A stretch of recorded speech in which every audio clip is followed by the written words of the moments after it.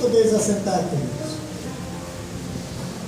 Abre a sua Bíblia em Esther, capítulo 4. Esther, capítulo 4, versículo 15 e 16. Hoje o nosso tema do nosso estudo é: quantos tipos de jejum existem na Bíblia? E isso é muito importante que a gente venha saber, que a gente tenha uma vida direcionada à luz da palavra de Deus, até mesmo o jejum que a gente resolve para realizar em nossa vida. Amém?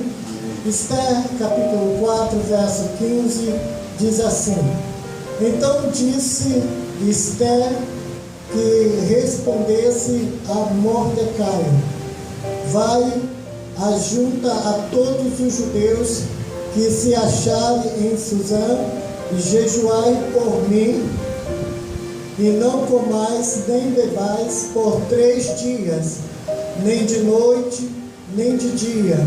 Eu e as minhas servas também jejuaremos. Depois irei ter com o rei, ainda que é contra a lei, se parecer perecer. Então se foi Mordecai, e tudo fez segundo Esther lhe havia ordenado. Amém? Amém, glória a Deus. Queridos, quando se fala de jejum, a gente entende muitas das vezes, há cristãos que só entendem o estilo de jejum, que é o seco, não come nada. Parece que esse jejum tem mais poder do que os outros. Mas na realidade o jejum, ele só traz para nós uma questão de abster do alimento, e você criar uma determinação de propósito na vida. Quantos tipos de jejum existem na Bíblia? A Bíblia fala sobre 3 tipos principais de jejum de alimentos: o jejum total, o jejum com água e o jejum parcial. Também temos exemplos de abstenção de outras coisas da vida cotidiana que poderão ser considerados jejum. O jejum serve para você se aproximar de Deus, colocando suas necessidades espirituais em primeiro lugar.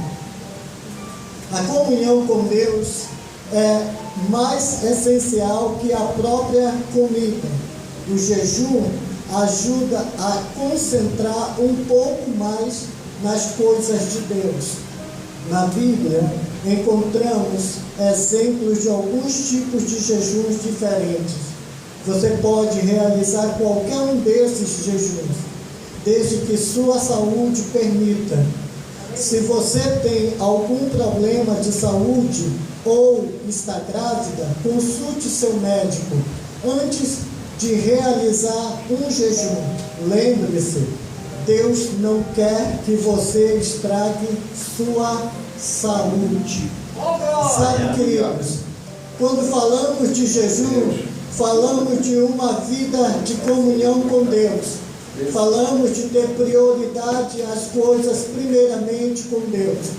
E a Bíblia nos ensina alguns tipos de jejum e como você deve jejuar, como você deve ter o seu procedimento acerca do jejum.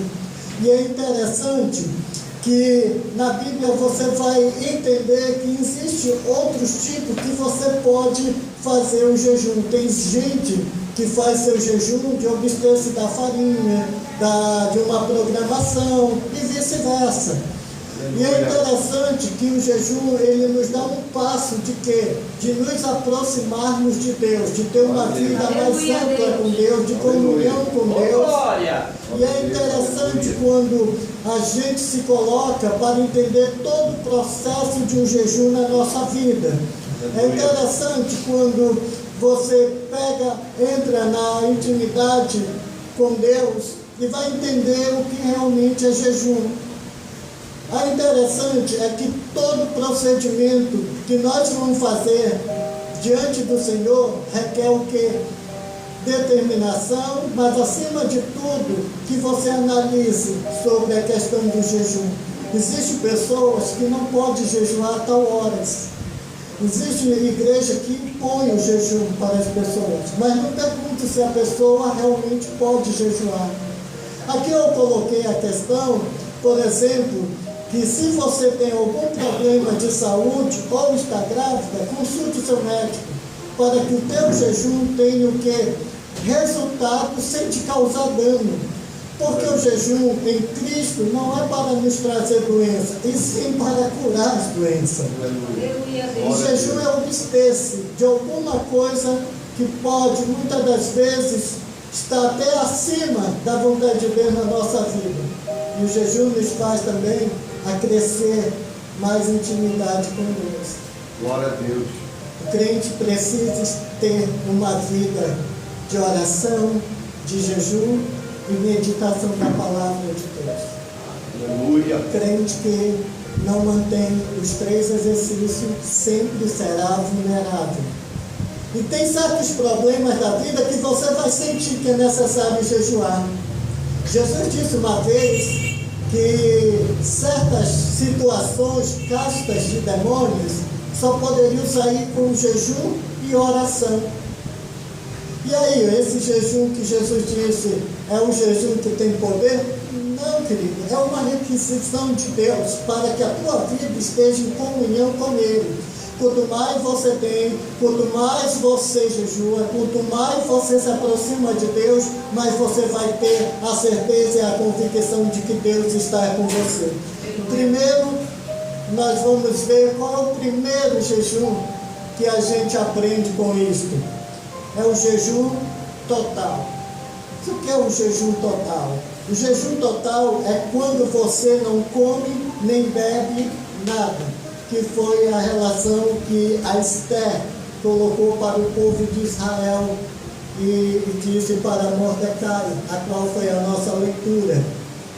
E é interessante, esse tipo de jejum foi praticado por Esther antes de ela falar com o rei da Pérsia, para salvar seu povo.